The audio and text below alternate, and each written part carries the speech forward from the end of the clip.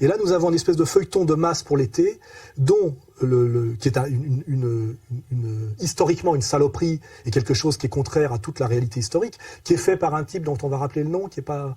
Je m'appelle Nicolas Cuche et je suis le réalisateur et le co-créateur scénariste de cette série. On plonge dans un vrai univers et pour moi, faire un film au Moyen-Âge, c'était comme faire un film de science-fiction. C'était exactement la même chose en fait. Je suis pas là pour donner une leçon d'histoire aux spectateurs.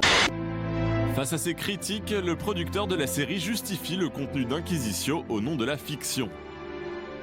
Certains parlent aussi d'une série un peu sombre et violente. Sombre parce que l'histoire l'est, violente pas plus que ça. Et évidemment, il y a des scènes de torture. Et évidemment, quand la peste se répand, on peut pas dire que c'est une balade exotique. C'est pas un catholique non plus, hein, voilà, mais il a dû toucher du gros pognon pour faire cette merde. Il a d'ailleurs revendiqué l'absurdité historique du truc, mais c'était pas son problème. Mais comment dirais-je, le fil rouge de cette série, c'est de systématiquement montrer le catholicisme comme une religion d'abrutis, de haine, effectivement les élites religieuses comme des fanatiques sanguinaires. Bourreau, commençons.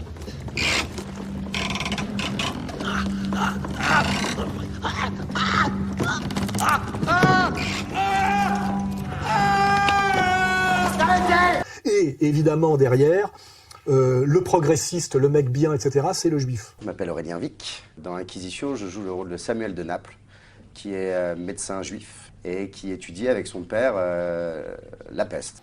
Ne fais rien de grave. Arrête, Samuel. C'est très bien que l'Inquisition a déjà torturé des savants, des médecins pour moins que ça. Alors pourquoi risquer nos vies pour des rats? Autant étudier des vrais cadavres. Tu l'as fait, toi, autrefois? Oui, Samuel, mais j'ai découvert que les rats sont les premiers à être infectés par la peste. C'est sur eux que nous devons travailler. Ils sont la clé de cette maladie. C'est les premiers à se douter qu'il y a peut-être un lien entre les rats et la peste et que cette maladie n'est pas forcément une punition de Dieu, mais peut-être juste une maladie transmissible. Je vous en supplie, arrêtez, je vous dirai tout ce que je sais.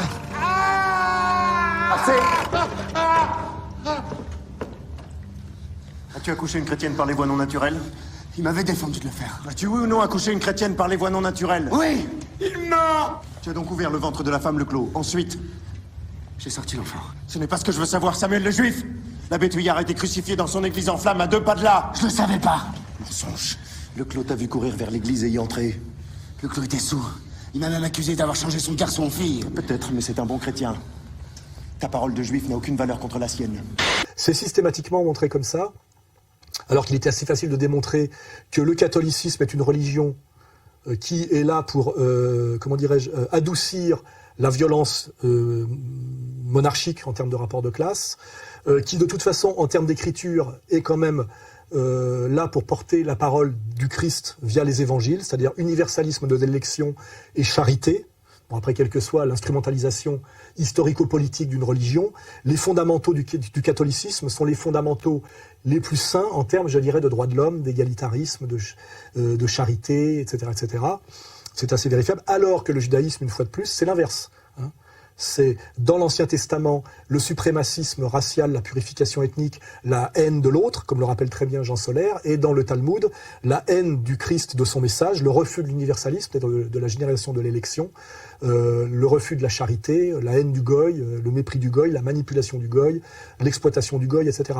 Donc nous faire croire dans un téléfilm de merde que le catholicisme est le vecteur du racisme, de la haine de l'autre, de la bêtise, de l'obscurantisme, etc., et que la voie du progressisme, c'est le judaïsme, c'est ce feuilleton qui le dit, est une escroquerie intellectuelle et historique de A à Z. Et je rappelle quand même en France, la majorité du peuple français est encore catholique, ce qu'on appelle le catholicisme culturel, mais c'est plus pratiquant, et que cette série télé passée sur la chaîne nationale, sur la 2, payée avec notre argent, est là pour insulter finalement le peuple de France dans ses fondamentaux, qui est comment dirais-je, sa sensibilité chrétienne et catholique. Et c'est parce que le français a cette sensibilité chrétienne et catholique qu'il est aussi complaisant et gentil avec le juif. Il ne faut pas oublier. La lutte contre l'antisémitisme ne passe pas par par les valeurs du judaïsme, parce que si on connaissait les valeurs profondes du judaïsme, il n'y aurait pas cette sympathie. La gentillesse, philosémite passe non pas par l'admiration pour le judaïsme, mais tout simplement par la charité chrétienne et la gentillesse chrétienne et la douceur chrétienne et catholique. Donc détruire finalement le substrat catholique français, c'est aussi dangereux à terme. Parce que si le français est aussi complaisant avec sa minorité dominante juive, c'est parce qu'il est catholique fondamentalement. Il ne faut pas l'oublier. Hein. Donc, il est pour moi intolérable, insupportable, stupide et dangereux à terme que le service public fasse de la propagande anti-catholique, systématique et rabique, et en montrant quelque chose d'entièrement faux, qui est de faire croire que le judaïsme est le progressisme contre l'obscurantisme catholique. C'est effectivement exactement l'inverse. Le judaïsme talmudique est un obscurantisme intégral, tous les grands intellectuels juifs du 19e siècle le disent, on s'appuie là-dessus sur les livres que nous vendons nous-mêmes, Israël Shahak et Bernard Lazare, hein.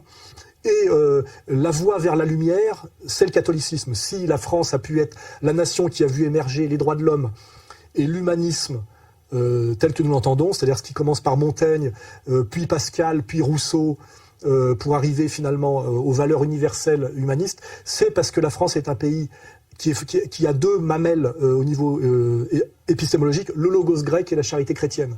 Et le logos grec et la charité chrétienne, c'est la France catholique. Voilà. Donc c'est dangereux et dégueulasse de cracher sur le catholicisme français et la France catholique. Hein, je vais le dire une fois de plus. Et c'est un mensonge total de dire que le judaïsme est la voie du progressisme, le catholicisme est la voie de la réaction et du racisme. C'est évidemment l'inverse. Ce que Dieudonné, qui s'appelle pas Dieudonné par hasard, a parfaitement compris aujourd'hui. Et donc je dis aux Français qui sont catholiques, il n'y a de Français que le catholicisme, soyez fiers d'être des catholiques, c'est parce que c'est par la France qu'est passé l'humanisme qui a amené aux droits de l'homme totalement retourné et dévoyé par l'empire judéo-protestant américain.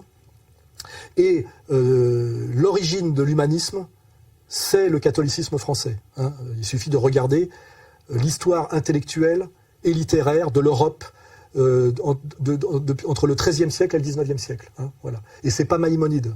Et ceux qui veulent m'emmerder, s'ils me font chier, je ferai lire des extraits du livre des égarés de Maïmonide qui trône dans les bibliothèques de toutes nos élites, de Badinter, etc. Vous pouvez vérifier. Hein. Ils ont tous les œuvres complètes de Maïmonide et vous allez comparer les évangiles au livre des égarés de Maïmonide et vous allez voir qui est obscurantiste, qui est progressiste, qui est droit de l'hommiste et qui ne l'est pas. Hein. Voilà. Donc arrêtez de nous prendre pour des imbéciles, arrêtez de nous insulter, arrêtez d'insulter la France très catholique et arrêtez de nous faire passer le judaïsme pour le vecteur de la lumière et le catholicisme pour l'obscurité. C'est évidemment l'inverse, y compris d'ailleurs dans le Code noir pour ceux qui s'y intéressent.